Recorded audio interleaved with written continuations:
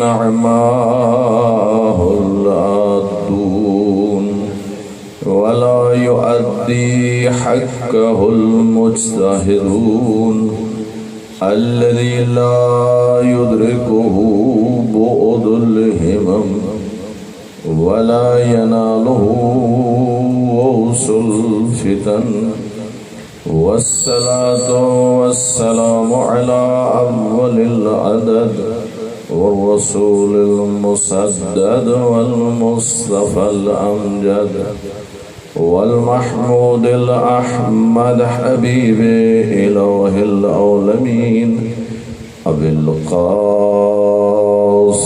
محمد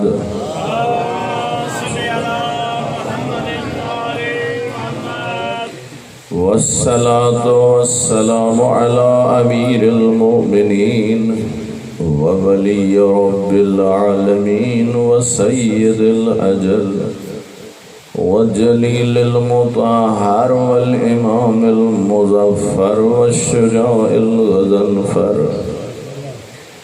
آني سيدنا ومولانا علي بن أبي طالب صلوات الله عليه.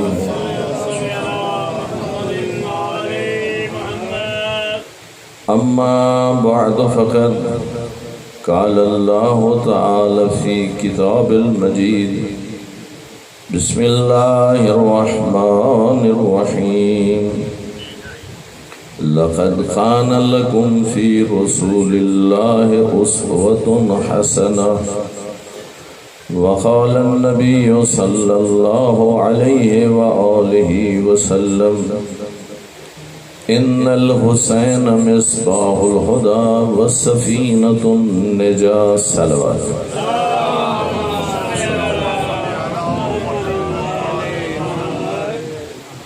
سامعین محترم، اللہ رب العزت اپنی مقدس کتاب میں ارشاد فرماتا ہے،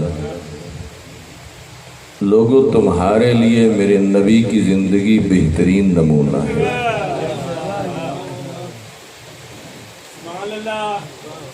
آپ اور مجھے زندگی کیسے گزارنی چاہیے؟ زندگی گزارنے کے لیے کسی مغربی کلچر کی ضرورت نہیں ہے، کسی اور کے طور طریقے اپنانے کی ضرورت نہیں ہے۔ خدا فرما رہے جی السلام علیکم، خدا فرما رہے تم ویسے زندگی گزارو جیسے میرا نبی زندگی گزار کے گیا۔ توجہ فرما رہے ہیں۔ اور پھر اگلی بات اللہ نے قرآن میں کیا کہہ دی اپنے نبی کے حوالے سے؟ کہا وَمَا آتَاكُمُ الرَّسُولُ فَخُذُوهُ، ایسا کرو جو میرا رسول دے اسے لے لو۔ وَمَا نَهَاكُمْ عَنْهُ فَانْتَهُوا، اور فقط اتنا کام نہیں ہے کہ جو رسول دے لے لو، بلکہ ایک کام اور بھی ہے، اور وہ کیا ہے؟ جس سے روک دے پھر رک بھی جاؤ۔ کتنے کام کرنے آپ اور میں نے؟ دو کام کرنے۔ جو رسول دے اسے لینا ہے، اور جس سے منع کر دیں۔ اگر کوئی آپ سے یہ پوچھے کہ 23 سال جو اللہ قرآن وحی کی شکل میں بھیجتا رہا اور قلب پیغمبر پہ قرآن اترتا رہا، اگر آپ خلاصہ کرنا چاہیں کہ 23 سال میں آنے والے احکام کتنی طرح کے ہیں، تو سمجھ لیجئے 2 طرح کے ہیں، کچھ چیزوں کو لینا ہے، کچھ سے اجتناب کرنا ہے۔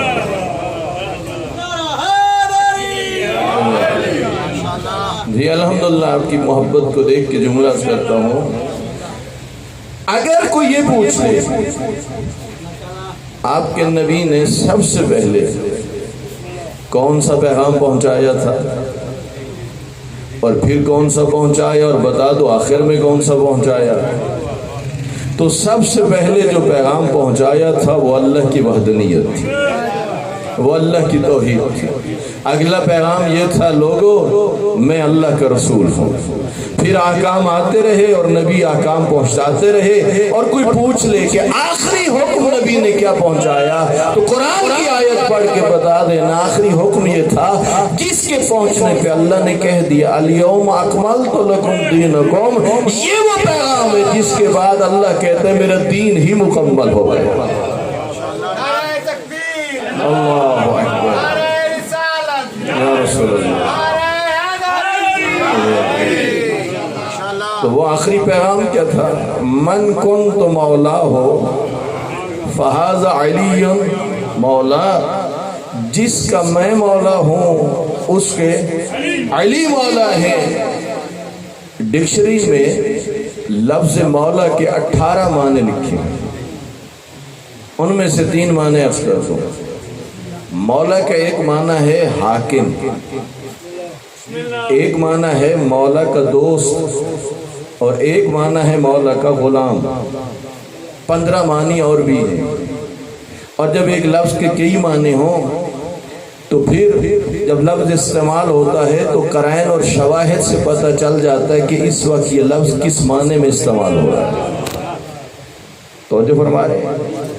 میدان غدیر میں پیغمبر نے فرمایا من کنت مولا ہو فہذا علی مولا۔ کچھ لوگ پہلے کہتے تھے کہ لفظ مولا جو ہے فقط اللہ کے لیے استعمال ہو سکتا ہے، لیکن جس دن سے مولانا طارق جمیل صاحب نے وضاحت کر دی اور نیٹ پہ ان کا کلپ موجود ہے تو اب بات سمجھ میں آ گئی۔ وہ لوگ کے جو کہتے تھے اس لیے کہ اگر لفظ مولا فقط اللہ کے لیے استعمال ہونا تو نبی پھر لفظ مولا نہ اپنے لیے استعمال کرتے نہ علی کے لیے استعمال کرتے۔ توجہ فرما رہے ہیں جی؟ یہ جو لفظ استعمال ہوا جس کا میں مولا، اس کے اس سے کیا کہنا چاہتے تھے؟ یہ بتانا چاہتے تھے کہ جس کا میں دوست ہوں اس کے علی دوست ہیں؟ نہیں، دوستی نہیں بتانا تھی، بلکہ وہاں بتانا تھا جس کا میں حاکم ہوں، جس کا میں سرپرست ہوں، اس کے علی بھی حاکم ہیں، اس کے علی سرپرست ہیں۔ اب توجہ میری طرف رہے تاکہ آپ تک بات پہنچ جائے۔ کس جگہ یہ پیغام پہنچا رہے تھے؟ اس جگہ کو کہتے ہیں غدیر خم۔ اور جب پیغام پہنچا رہے تھے وہ جگہ ایسی تھی کہ وہاں پر نہ سایہ تھا نہ پانی تھا۔ بڑے غور سے سننا اس بات کو، سایہ بھی نہیں۔ اچھا آپ جب 18 ذی الحج کو میرے مولا کا جشن ولایت مناتے ہیں، آپ تو بڑے بڑے پانیوں کا انتظام کرتے ہیں، میٹھے پانی، سویلیں، دودھ، اور پھر آپ سائے کا انتظام کرتے ہیں یا نہیں کرتے؟ تو آپ اور مجھے جتنا بھی عشق و مولا علی سے جتنا بھی پیار ہو، جتنا رسول کو علی پیارا لگتا ہے اتنا ہمیں تو نہیں۔ جس منزل پہ رسول علی کو چاہتے ہیں آپ اور میں تو اس منزل پہ نہیں، رسول خدا محبت کرتے ہیں۔ اور پھر حدیث پیغمبر خیبر کے موقع پہ نہیں کہا تھا لَأُعْطِيَنَّ هَذِهِ الرَّایَةَ رَجُلًا قَرَارًا غَیْرَ فَرَارٍ، کل اسے علم عطا کروں گا جو مرد ہوگا، قرار ہوگا، غیر فرار ہوگا، اللہ اور اللہ کا رسول اس سے محبت کرتا ہوگا اور وہ اللہ اور اللہ کے رسول سے محبت کرتا ہوگا۔ آپ اور میں بھی محبت میں کر رہے ہیں، اللہ کو بھی محبت ہے، اللہ کے رسول کو بھی محبت ہے۔ کیا وجہ ہے؟ وہاں پر نہ پانی کا انتظام تھا نہ سائے کا انتظام تھا۔ اس کی وجہ کہ علماء نے لکھا ہے اصل میں قافلے اس زمانے میں جب چلا کرتے تھے تو وہ وہاں پڑاؤ ڈالتے تھے جہاں سایہ بھی ہوتا تھا، پانی بھی ہوتا تھا، لیکن اللہ نے ایک ایسی جگہ اپنے نبی کو روک کے یہ حکم پہنچا دیا، نہ پانی تھا نہ سایہ تھا، اس لیے کل کو جن کے دلوں میں بغض علی ہے بہانہ بنا لے اور یہ کہہ دے نہیں کہ اعلان مقصد نہیں تھا، وہاں تو آرام کرنے کے لیے رکے تھے،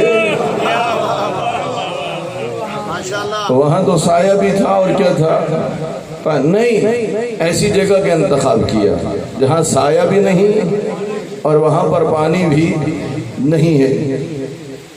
تو اللہ بھی مولا علی سے محبت کرتا ہے اور اللہ کا رسول بھی مولا علی سے اور مولا علی اللہ اور اللہ کے رسول سے محبت کرتے ہیں. تو بات کیا ہو رہی تھی؟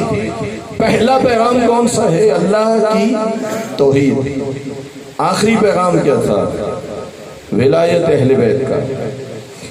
اب ذرا سوچئے، جب نبی اللہ کی وحدانیت کا پیغام پہنچا رہے تھے، یہ کہنا کہ لا الہ، کوئی معبود نہیں الا اللہ، سوائے کس کے؟ مذہب اور دین جیسا بھی ہو پیروکاروں کو بڑا عزیز ہوتا ہے، ایسا ہے یا نہیں؟ جب تک وہ اس مذہب کا قائل ہے، جب تک اس مذہب پر ہے، وہ اسے بہت پیارا ہے. چھوڑ دے علیحدہ بات. جب تک ہے وہ مخالفت برداشت.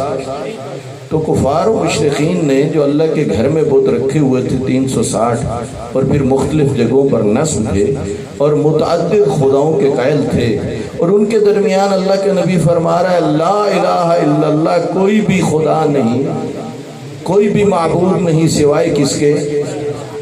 اتنا بڑا اعلان جب کر رہے تھے تو دشمنیاں انہوں نے کرنی تھی یا نہیں کرنی تھی؟ تو پھر ذہن میں ایک بات آتی ہے کہ اللہ کی ذات رسول خدا کو ایک بڑا لشکر دے دیتی، ایک فوج ہوتی. تاریخ تو بتاتی ہے کہ یہ وہ زمانہ تھا کہ جب دیکھنے والے دیکھ رہے تھے دیوار کعبہ کے ساتھ ایک مرد ہے اور پیچھے ایک مستور اور ایک بچہ ہے جو رکوع کی حالت میں لوگ دیکھ رہے ہیں اور پوچھتے ہیں کہ ان کا مذہب کیا ہے، ان کا عقیدہ کیا ہے.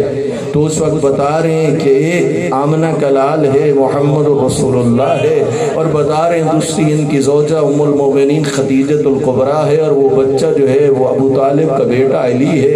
اتنی کم تعداد میں نہ لشکر ہے نہ فوج ہے. اس زمانے میں پروردگار نے اتنا بڑا اعلان کروا دیا، سامنے سے بھی مخالفت تھی. علماء نے ریسرچ کی کر کے یہ بتایا اصل میں وجہ یہ تھی ان کے کفر اور شرک کی وجہ ان کی جہالت تھی، اور جہالت کا خاتمہ لشکر کشی سے نہیں ہوتا، وہ علم سے ہوتا. میں ایک پڑھے لکھے مجمع میں پڑھ رہا ہوں، جہالت کا خاتمہ دیکھنا چاہیے نا.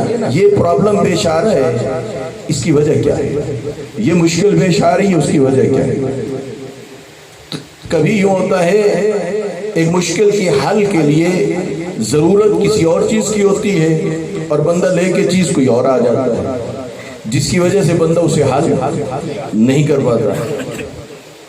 تو جس چیز کی ضرورت ہے وہی ہونی چاہیے. تبھی تو صلوات بھیجیا کیا کہ ہو جائے، آنے والوں کو مشکل نہ بنے.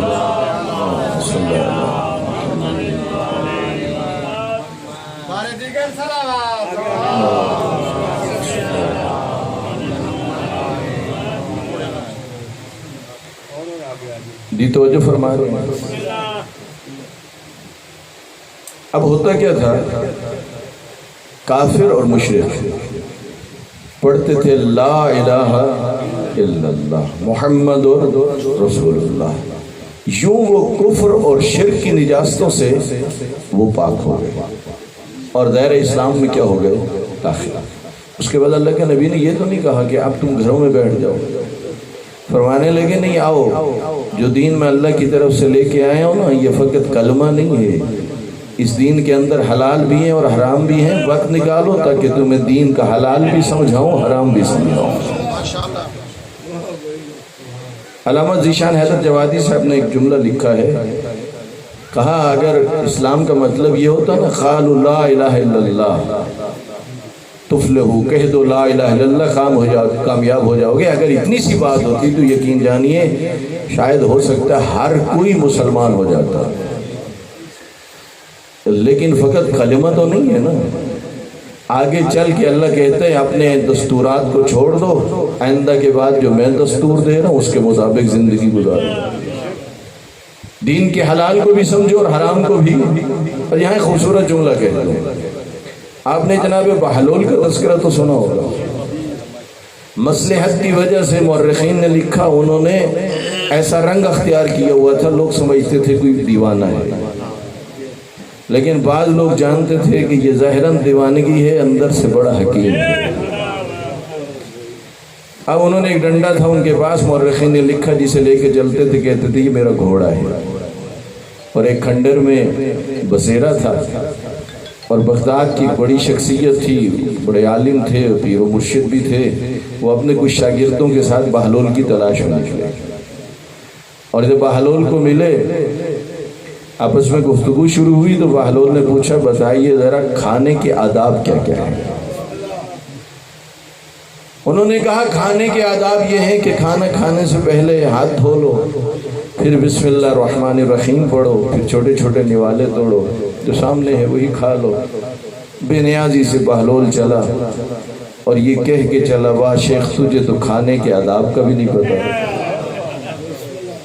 شیخ نے تو برا نہ منایا، اس کے شاگردوں نے برا منایا، کہا یہ تو ہمارے استاد کی توہین ہے۔ اس نے اپنے شاگردوں سے کہا ناراض ہونے کی ضرورت نہیں ہے، کہا بہلول میں نے تجھے پہلے بھی کہا تھا جو کچھ پتا ہے میں وہ بتاؤں گا، اگر کوئی کمی ہے تو خود بتا دو۔ جناب بہلول نے کہا تو نے اتنا کہا نا بسم اللہ الرحمن، پہلے ہاتھ دھونا ہے، پھر بسم اللہ پڑھنی ہے، پھر چھوٹے نوالے توڑنے، کہا اتنا، کہا یہ کھانے کے آداب کے ہیں فروعات۔ دو لفظ استعمال ہوتے ہیں، ایک ہوتا ہے اصول اور ایک ہوتا ہے فروع۔ کہا یہ فروعات ہیں، تو اس بزرگ شیخ نے کہا اچھا یہ بتاؤ پھر اصول کیا ہے؟ کہا یاد رکھو ہاتھ دھونے سے پہلے، بسم اللہ پڑھنے سے پہلے، نوالا توڑنے سے پہلے کھانے کے آداب کے اصول میں شامل ہے یہ دیکھ وہ لقمہ جو شکم میں لے کے جانا چاہتا ہے وہ حلال ہے۔ توجہ فرما رہے ہیں، دیکھیں کتنا بڑا پیغام ہے۔ اگر تو نے حرام اکٹھا کیا ہوا ہے بے شک نیک کاموں پہ خرچ کر، اس کا تجھے کوئی فائدہ نہیں۔ یعنی ضروری ہے کون سا رزق اکٹھا کر کے لے کے آؤ، رزق حلال لے کے آؤ، اس لیے کہ رزق حلال کے اپنے اثرات ہوتے ہیں اور رزق حرام کے کیا ہیں؟ اپنے اثرات ہوتے ہیں۔ یہی وجہ ہے کہ سرکار دو عالم صلی اللہ علیہ وآلہ وسلم نے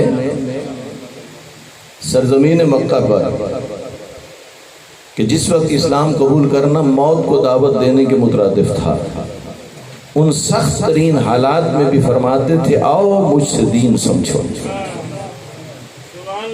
آپ اور میں جس زمانے میں زندگی گزار رہے ہیں یہاں پر دین سمجھنا آسان ہے، اس زمانے میں دین سمجھنا کیا تھا؟ نصف شب کو سرکار دو عالم بیٹھ کے بتا رہے ہیں دین کے مسائل، اور پھر جب اللہ کے دین کا پیغام پہنچا رہے تھے تو سرکار دو عالم کو ایک بڑا چیلنج یہ تھا ان لوگوں سے میں بت پرستی کیسے چھڑواؤں،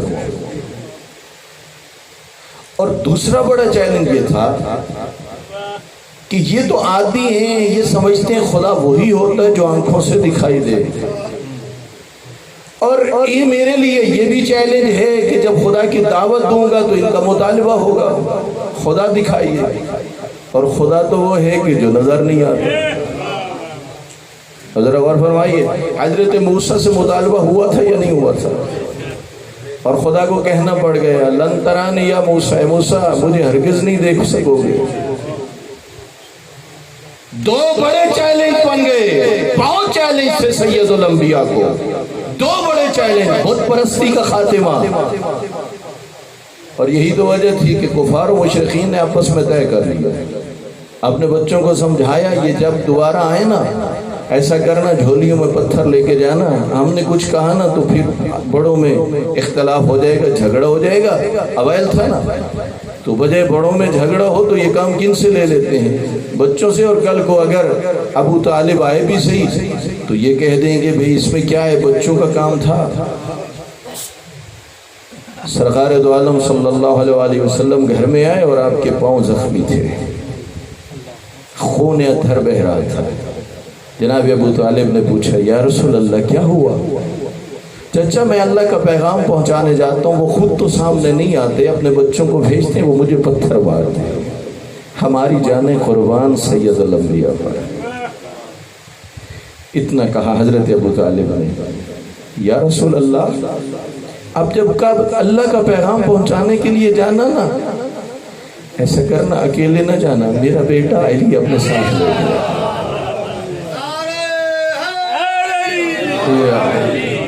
10 12 13 سال کا سن ہے۔ علی چلے، مجھے کہیں نہیں ملا کہ ہاتھ میں تلوار ہو یا نیزہ ہو، یا علی نے کوئی ڈھال لی ہوئی ہو یا زیرہ پہنی ہوئی ہو، نہیں، علی چلے۔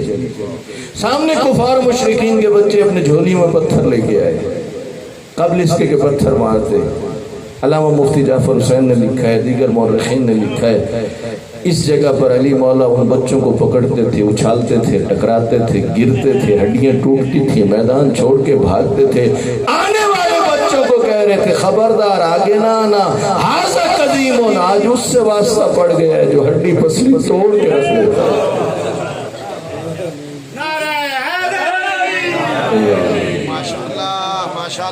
ابتدا ہی سے جناب ابو طالب نے سمجھا دیا، علی بیٹا اپنی جان کی پرواہ نہیں کرنی، اپنے آپ کو فدا کر دو اللہ کے نبی پر۔ مشکلات بن گئی نا، بت پرستی کا خاتمہ۔ اور میں ایک جملہ کہتا ہوں، کیا حکمت تھی جناب ابو طالب کی اس کام میں، غور فرمانا۔ اپنے بیٹے کو کہا،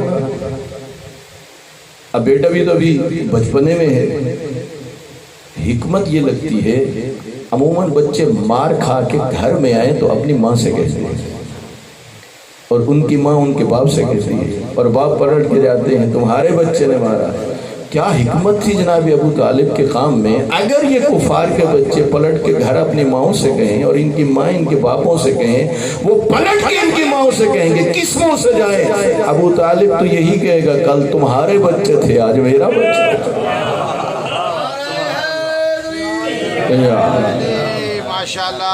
جس انداز میں چل رہے تھے جناب ابو طالب، اسی انداز میں محافظ نبوت اور رسالت بن کے میدان میں اتر چکے تھے، اور ایک نہیں کتنے واقعات ہیں۔ اور غور فرمانا صورتحال کیا تھی، وہ بچے یہ سمجھتے تھے خدا وہی ہوتا جو آنکھوں سے دکھائی دے۔ ایک کافر عورت ہے، بوڑھی عورت، یقین جانیے کبھی نفرت کا پیغام نہ دینا کسی کو، کوئی بھی ہونا محبت سے پیش آنا، کبھی بات کرتے ہوئے طنز نہ کرنا، کبھی ہٹ نہ کرنا۔ تم چاہتے ہو نا مولا کے چاہنے والے بڑھ جائیں، یہ کام طنز سے نہیں ہوگا، یہ محبت سے ہوگا۔ اور فرمانا کافر عورت ہے، سر پہ کوئی چیز اٹھائی ہوئی ہے، ضعیفی کی وجہ سے چلنے میں دشواری ہو رہی تھی، وہ ہستی جو وجہ تخلیق کائنات ہے، میں قربان جاؤں، اس سے جا کے وہ گٹھڑی لے لی، سامان لے لیا، گھر پہنچایا۔ جب پلٹنے لگے نا تو وہ کافر عورت کہنے لگی، کہا بیٹا تو نے کیا میرے ساتھ بھلا، میں بھی کرنا چاہتی ہوں تیرے ساتھ بھلا۔ کہا کیسے؟ اب وہ یہ نہیں جانتی تھی کہ سید الانبیاء یہی ہے۔ کہا بیٹا ادھر ایک محمد رہتا ہے صلی اللہ علیہ وآلہ وسلم، میں تیرے ساتھ یہ بھلا کرنا چاہتی ہوں، ان کی باتوں پر دھیان نہ دینا۔ حضرت نے برا نہیں منایا، کہا کیوں تجھے شکوہ کیا ہے، کیوں کہہ رہی ہے کہ ان کی باتوں پہ دھیان نہیں دینا، ان کی باتوں کو سننا نہیں ہے، شکوہ کیا ہے؟ اب سن لیجئے، کہہ رہی ہے مجھے اور کوئی شکوہ نہیں ان سے، ایک ہی شکوہ ہے، ایسے خدا کی طرف بلاتا ہے جو آنکھوں سے دکھائی نہیں دیتا۔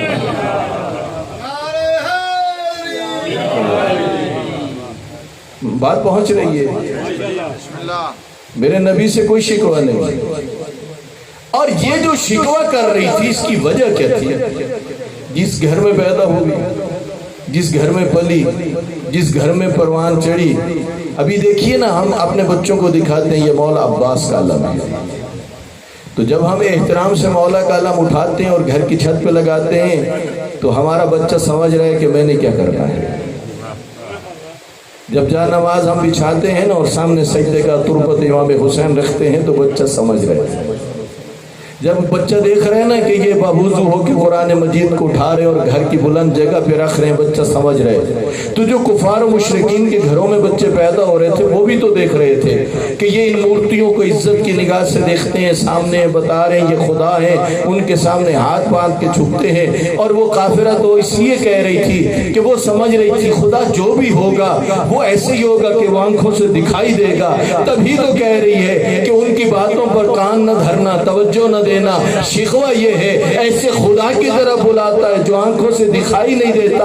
آپ نے برا نہیں منایا، کہا وہ تو اتنا کہتے ہیں اور ان کا خدا یہ کہتا ہے کسی کے ساتھ ظلم نہ کرو، کسی کے ساتھ زیادتی نہ کرو، کسی کا حق نہ کھاؤ، ان بے جان مجسموں کے سامنے نہ جھکو جو اپنے آپ کو بچانے پہ قادر نہیں ہے، یہ تمہیں کیا بچا سکتے ہیں۔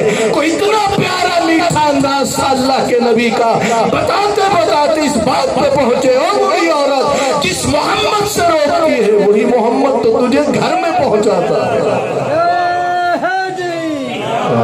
صلی اللہ علیہ وآلہ وسلم قدموں میں گر کے کہتی ہے معاف کرنا، مجھے کلمہ پڑھا۔ جی کیسے اسلام قبول کیا؟ جی اخلاق سے، پیار سے قبول کیا۔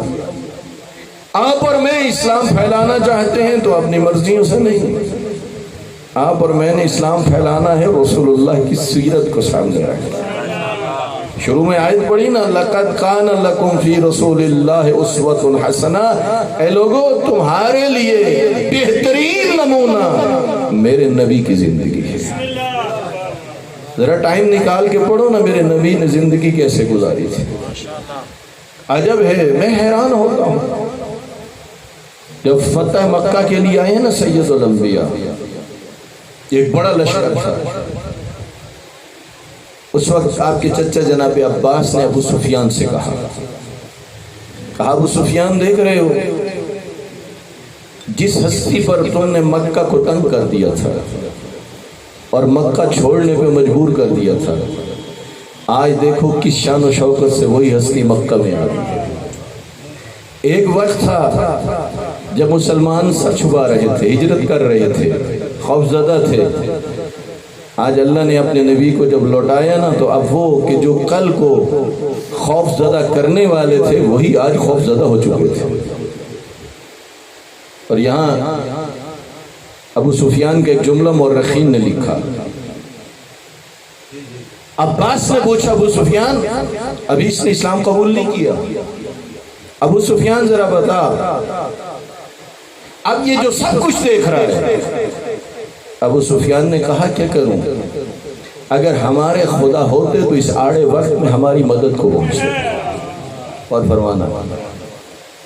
اور جب پہنچے نا سرکار دو عالم صلی اللہ علیہ وآلہ وسلم اور اب وضو کر رہے تھے اور اصحاب بڑھ بڑھ کے چہرے پہ پڑنے والے پانی کے قطروں کو اپنے ہاتھوں پہ لے رہے تھے اور تبرک کے طور پہ اپنے چہروں کے اوپر مل رہے تھے۔ اس وقت ابو سفیان کہتا ہے میں نے بڑی بڑی حکومتیں دیکھی، کیسر و کسریٰ کی حکومت دیکھی، بڑے بڑے بادشاہ دیکھے، لیکن میں حیران ہوں اتنی مختصر مدت میں لوگوں کے دلوں میں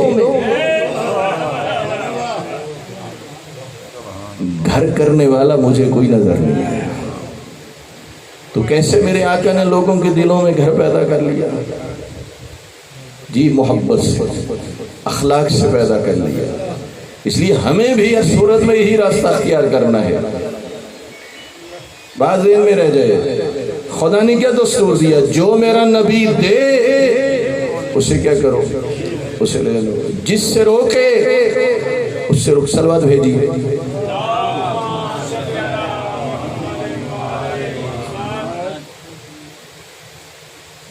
بات آ گئی نا مکہ کے فتح ہونے کی، تو کہتا جاؤ یہاں پر بت رکھے ہوئے تھے اللہ کے گھر میں اور ان بتوں کو توڑنا تھا۔ اور یہاں پر مورخین نے لکھا ہے یہ سعادت خود رسول خدا اور مولا کائنات نے حاصل کی۔ تطہیر کعبہ ہوئی، اللہ کے نبی نے فرمایا یا علی میرے ساتھ اور کچھ اصحاب کو بھی لے لیا، آس پاس میں جہاں جہاں لوگوں نے بت رکھے ہوئے تھے انہیں بھی جا کے توڑنا تھا۔ قریب میں بنی ثقیف ایک قبیلہ ہے، جب وہاں پر گئے انہوں نے کہا یا رسول اللہ اسلام تو ہم قبول کرتے ہیں لیکن ہماری 2 شرطیں ہیں۔ کہا کون سی؟ کہا ایک شرط تو یہ ہے کہ 3 سال کے لیے جو ہمارے خدا ہیں انہیں نہ توڑوایا جائے۔ آپ نے فرمایا یہ شرط قبول نہیں ہے۔ کہا چلو ہم کچھ مدت کم کر لیتے ہیں 2 سال کے لیے۔ کہا نہیں۔ کہا 1 سال کے لیے؟ کہا نہیں۔ کہا اگر آپ نہیں مانتے تو پھر ایسا کیجئے توڑنے کا حکم ہمیں نہ دیجیے، اس لیے کہ مدتیں جن کے سامنے ہاتھ باندھتے رہے اب شرم آتی تھی توڑیں کیسے۔ اللہ کے نبی نے فرمایا پریشان ہونے کی ضرورت نہیں، یہ سعادت ہم خود ہی حاصل کریں۔ کہا تمہاری دوسری شرط کیا ہے؟ اور فرمانا دوسری شرط کیا ہے؟ کہا ہماری دوسری شرط یہ ہے یہ جو دین کے اندر اسلام کے اندر نماز کا آپ نے حکم دیا ہوا ہے یہ ہمیں معاف کر دیں، باقی جتنے احکام ہیں دین کے وہ ہم پورے کریں گے اور نماز پڑھنے والا حکم ہمارے لیے نہ ہو۔ جب انہوں نے یہ بات کی تو میرے آقا نے ارشاد فرمایا لا خیر فی دین الا صلاۃ لہ، اس دین میں کوئی بھلائی نہیں جس کے اندر نماز نہ ہو۔ اللہ اکبر، یا رسول اللہ،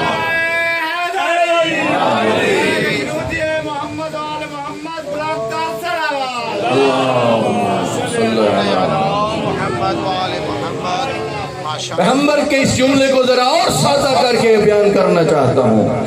لا خیر فی دین لا صلاۃ لہ، آپ کی زبان میں اور سلیس کر کے کہہ رہا ہوں یعنی اس وقت تک دین فائدہ مند بن ہی نہیں سکتا جب تک اس کے اندر نماز نہ ہو۔ ماشاءاللہ ماشاءاللہ۔ فرمایا تمہیں ہمت کیسے ہوئی؟ میرے پاس ایک اللہ کا شعر ہے، اسے حکم دوں گا تمہاری گردنیں اڑا دے۔ اور پھر اشارہ کیا، پوچھ لیا گیا وہ کون ہے؟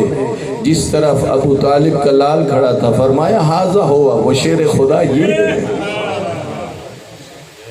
اب اور فرمانا، نماز کی بات آ گئی نا، احادیث ہیں مسلمہ احادیث ہیں سرکار دو عالم سے بھی، حضرت امام جعفر صادق علیہ السلام سے بھی۔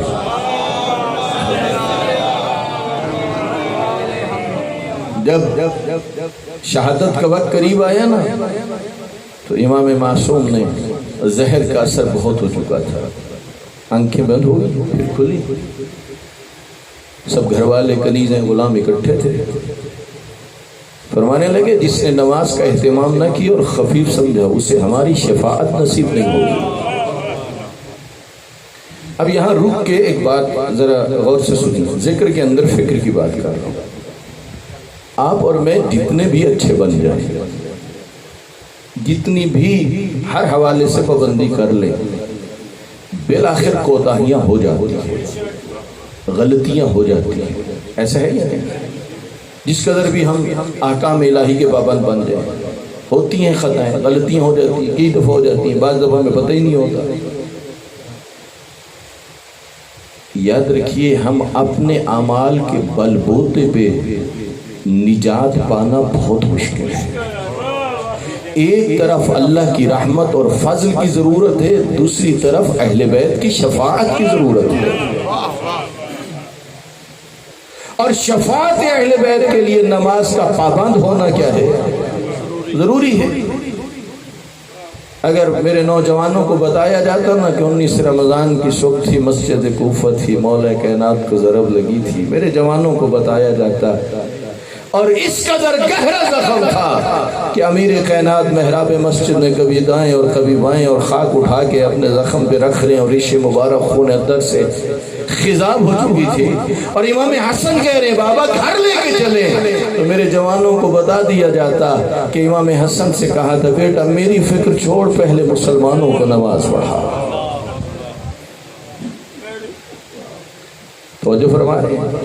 اور یہاں تک ہے کہ اگر نماز قبول ہو گئی تو تیری باقی عبادات بھی کیا ہو جائیں گی، اور اگر نماز رد ہو گئی تو پھر باقی بھی۔ اب بات کو سمجھنا جو میں عرض کر رہا ہوں، فرمایا لا خیر فی دین لا صلاۃ لہ، اس دین میں کوئی بھلائی نہیں جس کے اندر نماز نہ ہو۔ اور اگلی بات یہ ہے کہ پیغمبر فرماتے ہیں الا من احب علیا قبل صلاتہ و صیامہ، یاد رکھنا جب تک تیرے دل میں محبت علی نہ پیدا ہو، واہ جی واہ واہ ماشاءاللہ، جب تمہارے دلوں میں علی کی محبت پیدا ہوگی، محبت علی کی وجہ سے پیغمبر فرماتے ہیں اللہ تمہاری نمازیں قبول کر لے گا۔ جب خطبہ غدیر دے رہے تھے نا میدان غدیر میں، تو وہاں ارشاد فرما رہے تھے، پڑھ لیجئے خطبہ غدیر، فرما رہے تھے جو گناہگار ہو گئے نا اس کی بخشش تب ہوگی، اس کی توبہ تب قبول ہوگی جب علی اور علی کے 11 بیٹوں کی امامت اور ولایت پر ایمان لے آئے گا۔ ولایت علی یقین جانیے یہ کسی مسلک کا بنایا ہوا، کسی مذہب کا بنائی ہوئی بات نہیں ہے، یہ تو حکم خدا ہے۔ امام صادق علیہ السلام ارشاد فرماتے ہیں ولایتی لعلی ابن ابی طالب احب علی من ولادتی،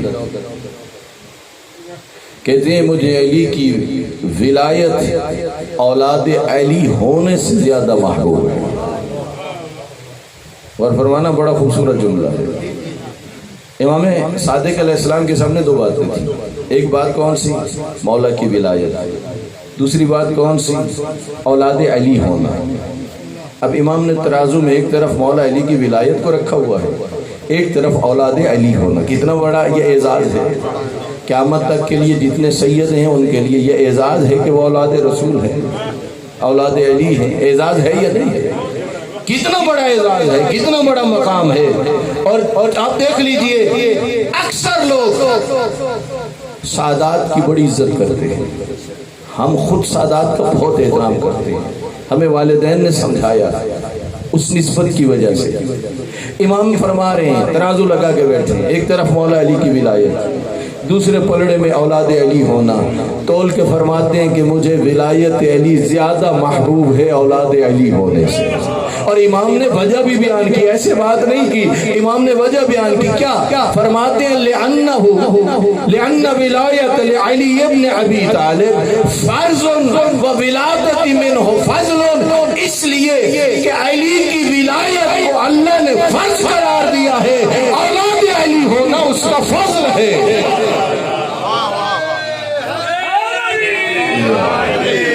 ماشاءاللہ سبحان اللہ، توجہ فرما رہے ہیں، بتا رہے ہیں علی کی ولایت اللہ کی طرف سے کیا ہے؟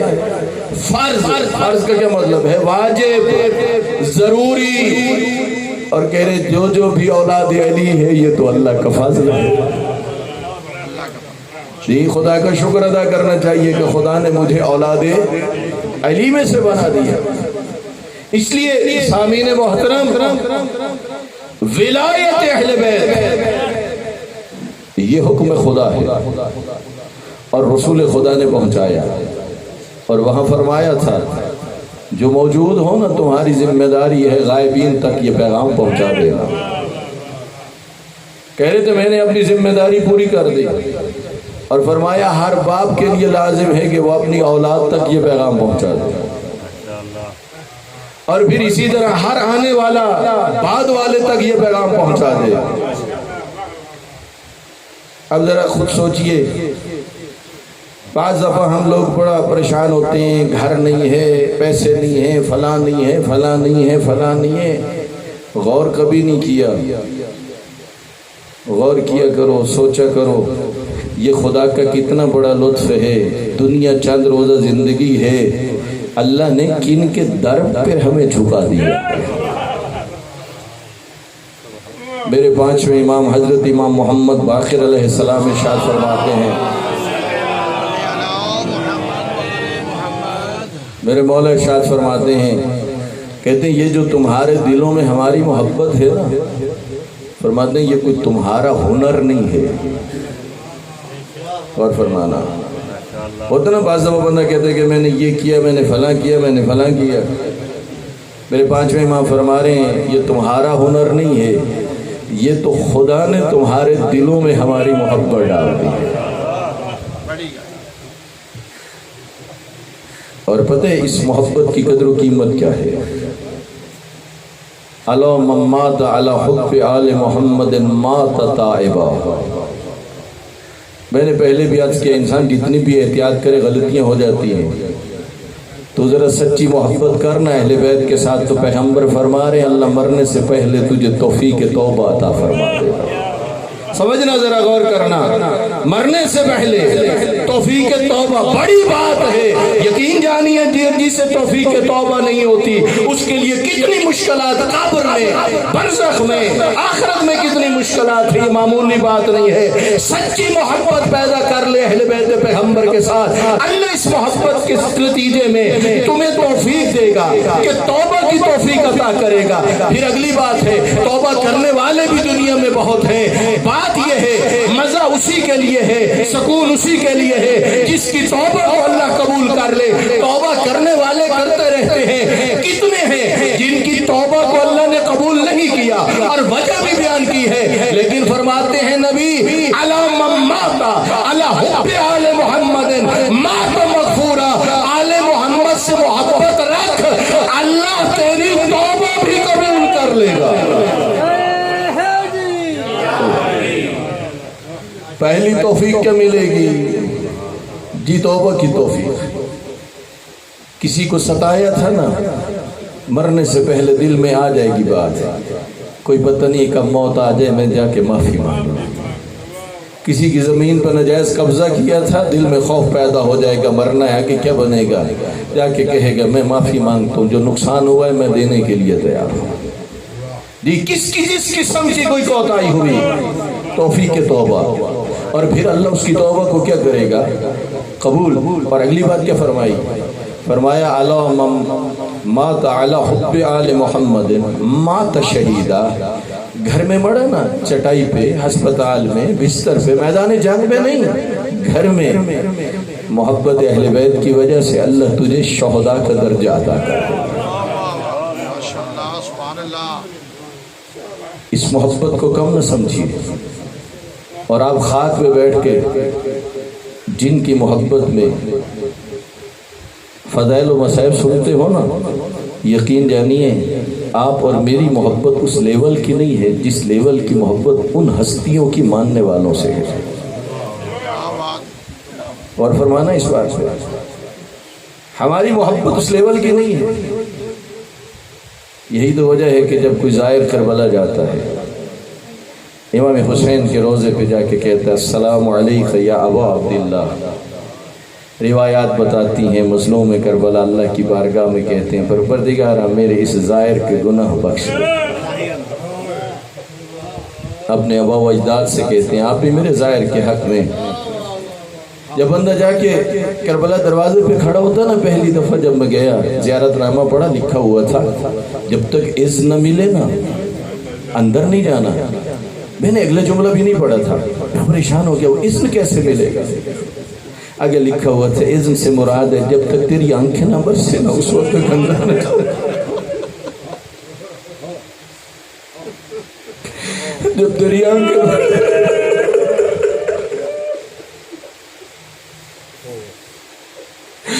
جب تیری آنکھوں سے آنسو جاری ہو جائے نا تو سمجھ لے مظلوم کربلا نے کہہ دیا آ اندر آ میرا ظاہر، آ میرا مہمان اندر آ جا. جتنی آپ اور میں محبت کرتے ہیں اس سے زیادہ ان ہستیوں کو محبت ہے. خاک پہ بیٹھ کے جن کا ذکر سنتے ہو نا، پتہ ہے اللہ اور اللہ کا رسول بھی اس ہستی سے کتنی محبت کرتے تھے. بی بی ام سلمہ روایت کرتی ہیں، کہتی ہیں اللہ کے نبی حجرے میں گئے اور یہ کہہ کے گئے ام سلمہ باہر بیٹھ جاؤ، کسی کو میرے حجرے میں نہ آنے دینا. اتنے میں امام حسین ایسا ایسا بچپنا ہے، کہا نانی اماں میں اندر جانا چاہتا ہوں. بیٹا تیرے نانا نے منع کیا. یہ باتیں اللہ کے نبی نے سن لی، اندر سے آواز دے کے کہا ام سلمہ میرے حسین کو منع نہ. اجرکم اللہ. یہ پرسہ دے لیجئے، 2 محرم ہے نا، پرسہ دے لیجئے. اللہ آپ کی آوازوں پر رحم کرے، اللہ آپ کے آنسوں کو قبول کرے۔ اب جب امام حسین اندر گئے نا، کچھ لمحے گزرے تھے، نبی کے رونے کی آوازیں بلند ہوئے۔ وہ بی بی ام سلمہ سے نہ رہا گیا، باہر سے کہا یا رسول اللہ مجھے اجازت ہے میں اندر آ جاؤں؟ جب اجازت ملی نا، منظر عجیب تھا۔ کیا دیکھا؟ اللہ کے نبی نے اپنے سینے پہ مظلوم کربلا کو لٹایا ہوا تھا، اور ایک ہاتھ کی مٹھی بند تھی اور زاروں قطار رو رہے تھے۔ یقین جانیے امام حسین کے غم میں رونا پیغمبر کی سنت کو زندہ کرنا ہے۔ اے عزیز و عزادارو، پھر کیا ہوا؟ بی بی ام سلمہ کہتی ہیں وہ منظر عجیب تھا۔ یا رسول اللہ کس بات نے آپ کو رلا دیا؟ کہا ام سلمہ ابھی جبرائیل آیا ہے، مجھے کربلا کی مٹی دے کے گیا ہے، کہا تیرا حسین کربلا میں مارا جائے گا۔ جناب آدم جب توبہ قبول ہوئی نا، تو جو جملے کہہ رہے تھے، پروردگارا تجھے سید الانبیاء کا واسطہ، تجھے سید الاوصیاء کا واسطہ، تجھے سید نساء اہل جنت کا واسطہ۔ معلوم ہے حضرت آدم نے کہا پروردگارا یہ ان 5 ناموں میں سے جب یہ نام حسین آتا ہے میرے آنکھوں سے آنسو جاری ہوتی وہی ہوئی۔ اے آدم یہ میرے آخری نبی کا بیٹا ہوگا، اور جو نانے کی شریعت کو بچانے کے لیے جائے گا۔ تبھی تو امام صادق نے فرمایا یا ابن شعیب، اور شعیب کے بیٹے جب بھی رونے کا ارادہ بنے تو اس وقت میرے جد حسین پہ رونا، اس لیے کہ آسمان رویا، زمین روئی، ملائکہ روئے، جن روئے، دریاؤں کی مچھلیاں روئیں، پرندے روئے، ہر کوئی روتا رہا مظلوم حسین کے غم میں۔ اے عزیزو، جی بھر کے پرسہ دینے جملہ کرنا چاہتا ہوں۔ دو محرم ہے نا، بتانا چاہتا ہوں مظلوم کربلا نے نانے کا شہر کیسے چھوڑا۔ نانا نے ہجرت کی تھی مکہ سے مدینہ کی طرف، لیکن جب ہجرت کر رہے تھے نا، مڑ مڑ کے مکہ کو دیکھتے تھے، اور قدرت کی طرف سے یہ آواز ہے میرا نبی گھبرانی ایک وقت تجھے لوٹاؤں گا، اور ادھر نواسا چھوڑا مدینہ کو، لیکن جسے نانا بتا چکا ہے میرا لال تو نے کربلا میں مارا جانا ہے، وہ نبی کا بیٹا جسے بابا بھی بتا چکے تھے۔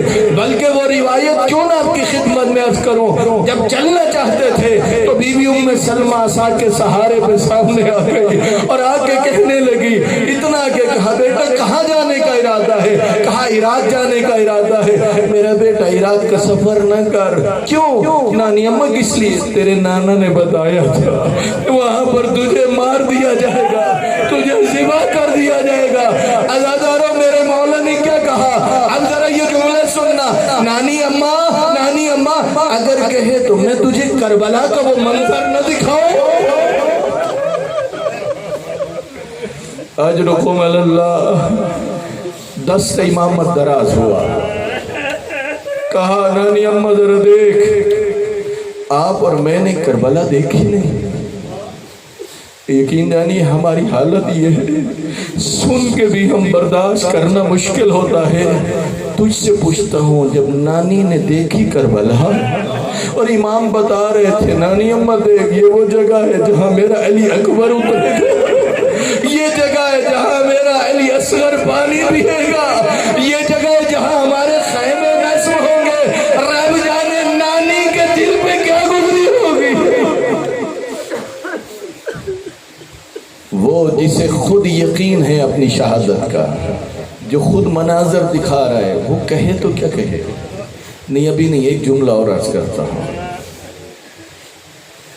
2006 میں حج پہ گیا، ایک عالم بزرگوار سے یہ جملہ سنا، کہہ رہے تھے، کہا اس وقت صورتحال یہ تھی کہ امام حسین کے 3 قریبی رشتہ دار، ایک بھائی کی قبر، ایک نانا کی قبر، ایک ماں کی قبر۔ عجیب ہے، یہاں جو سب سے سن رسید ہے نا، اگر اس کی بھی ماں یا باپ زندہ ہونا، اس کا بھی دل چاہتا ہے کہ میں اپنی ماں کی گود میں سر رکھ کے سو جاؤں، چاہے بندہ جتنے بڑے منصب پر فیض ہو جائے، چاہے جتنی بھی عمر ہو۔ بزرگوں کی محبت بڑی عجیب چیز ہے، دل چاہتا یا نہیں چاہتا؟ وہ عالم دین کہہ رہے ہیں جب نانے کی امت نے مدینہ چھوڑنے پہ مجبور کر دیا نا، جیسے ایک درخت پر ایک پرندے کا گھونسلہ اتار کے پھینک دیا جائے نا، وہ روتا ہوا چیختا ہوا کبھی اس درخت پہ بیٹھتا ہے کبھی اس درخت پہ بیٹھتا ہے۔ مظلوم کربلا کی یہی حالت تھی، کبھی بھائی کی قبر پہ جاتے تھے، کبھی ماں کی قبر پہ جاتے تھے اور کبھی نانا کی قبر پہ جاتے تھے۔ جب ماں کی قبر پہ آئے نا تو اتنا کہا السلام علیکہ یا اماں، اماں میرا آخری سلام ہو۔ جب یہ جملہ کہا نا مورخین نے لکھا ہے قبر کے اندر سے آواز آئی علیک السلام ہو یا غریب الام، تجھ پر بھی سلام ہو ماں کا غریب بیٹا، یا شہید الام یا مظلوم الام، او ماں کا شہید بیٹا تجھ پر بھی سلام ہو، او ماں کا مظلوم بیٹا تجھ پر بھی سلام ہو۔ آئے ہیں نانا کے روضے پر اور نانا کی قبر پہ آ کے کہتے ہیں السلام علیکہ یا رسول اللہ، انا الحسین ابن فاطمہ، اے اللہ کے نبی میرا سلام ہو، میں فاطمہ کا بیٹا حسین ہوں۔ اے اللہ کے نبی میں تیرا بھی بیٹا ہوں، تیری بیٹی کا بھی بیٹا ہوں، اے اللہ کے نبی میں تیرا نواسا ہوں۔ آیا ہوں اور آ کے کیا کہا فاشہد علی ہؤلاء، اے اللہ کے نبی اس قوم پر گواہ رہنا، فَإِنَّهُمْ قَدْ خَذَلُونِي، انہوں نے میری نصرت نہیں کی، وَزَيَّعُونِي میری منزلت کو ضائع کر دیا، وَلَمْ يَحْفَظُونِي اور میری حفاظت نہیں کی۔ کہا نانا یہ میرے شکوے ہیں جو تجھ سے کر رہا ہوں۔ پھر گھر میں پلٹ آتے ہیں، پھر نانے کے روضے پہ جاتے ہیں اور صورتحال کیا تھی، ایک مرتبہ آئے اور آگے اتنا کہا اللہم ان ھذا قبر نبیک، پروردگارہ یہ تیرے نبی کی قبر ہے، وانا ابن بنت نبیک، اے اللہ میں تیرے نبی کی بیٹی کا بیٹا ہوں، وقد حضرنی من الامر ما قد علمنا، پروردگارہ جس مشکل میں مبتلا ہو چکا ہوں تو جانتا ہے، اے اللہ اللہم انی احب الامر بالمعروف وانہی عن المنکر، مالک تو جانتا ہے مجھے امر بالمعروف کتنا پسند ہے، مجھے نہی عن المنکر کتنا پسند ہے۔ اسألک یا ذا الجلال والاکرام، اے صاحب جلال و اکرام میں تجھ سے سوال کرتا ہوں بحق القبر ومن فی ہے، اے پروردگارہ اس قبر کے صدقے میں اور جو ہستی اس قبر کے اندر ہے اس کے صدقے میں الا اخترتا ما هو رضا لک ولرسولک، اے اللہ میں کچھ نہیں چاہتا جو تیری رضا ہو، جو تیرے رسول کی رضا ہو، میں وہی چاہتا ہوں۔ اور اب یہ کہہ کے امام حسین روتے روتے وہیں نیند آ گئی۔ عالم خواب رسول اللہ کو دیکھا، فرشتوں کے ساتھ آئے، حسین کے ماتھے کا بوسہ لیا، آنکھوں کے درمیان بوسہ لیا، کہا حسین میں دیکھ رہا ہوں تو کربلا کی زمین میں خاک و خون میں غلطاب ہوگا۔ جب نانے اور نواسے کی بات ہوئی تو اس وقت عالم رویہ میں کہہ دیا نانا مجھے اپنے ساتھ قبر میں جگہ دے دو، نہیں میرا لال تجھے جانا ہے، تجھے جانا ہے۔ عزیزو گھر میں آئے اور جب گھر میں پلٹے اور گھر والوں کو بتایا، گھر میں عجیب کوہرام تھا، ماتم تھا۔ اب یہ جملہ عرض کرتا ہوں، جو حاجی بیٹھے ہو نا، جاتے ہو نا مکہ اور مدینہ، بڑی حسرت ہوتی ہے، 8 دن مدینہ میں رہنے کی اجازت ہوتی ہے، جب وہاں جاتے ہو نا آخری دن سالار کہتا ہے امیر کارواں بسوں میں بیٹھ جاؤ، بسیں کھڑی ہیں، سڑکوں پہ ہوتے ہیں موڑ اور بسیں مڑتی ہیں ان موڑوں کے اعتبار سے، لیکن حاجی کی گردن ادھر مڑتی ہے جدھر گنبد خضرا ہے۔ آخری جملہ کہہ رہا ہوں، جو تیرا مسلمان کلیگ ہو دوستو اس سے جا کے یہ سوال کر دینا، کہنا جب تم گئے تھے نا اس وقت تمہاری حالت یہ تھی کہ اس وقت بس مڑ رہی ہے موڑوں کے اعتبار سے سڑک کے، تمہاری گردن مڑ رہی ہے گنبد خضرا کی طرف، آنکھیں برس رہی ہیں، دل ڈوب رہا ہے، گھر بھول گیا، وطن بھول گیا، بچے بھول گئے، رو کے کہتا یا رسول اللہ تیرا روزہ کیسے چھوڑوں، یا رسول اللہ تیرا شہر کیسے چھوڑوں، اور میرا مسلمان مجھے اتنا بتا، تو نے اللہ کے نبی کو دیکھا نہیں، نبی کی محبت کو نہیں پایا، تو اس سے مدینہ چھوڑنا مشکل ہو گیا، دل ڈوب رہا ہے، آنکھیں برس رہی ہے، اتنا بتا جو مہر نبوت کا سوار تھا، جو گود میں پلتا رہا، اس نے مدینہ کیسے अला लअनतुल्लाहि अलल क़ौमिज़ ज़ालिमीन।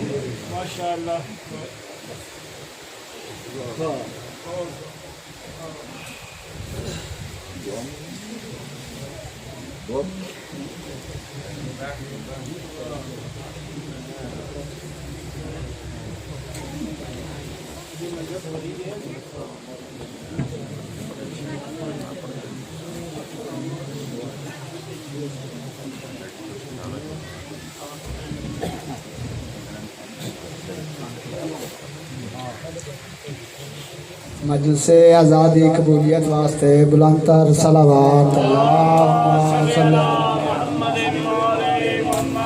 अपने अपने अमाल दी कबूलियत वास्ते बुलंदतर सलावत अल्लाहुम्मा सल्ली अला मुहम्मद।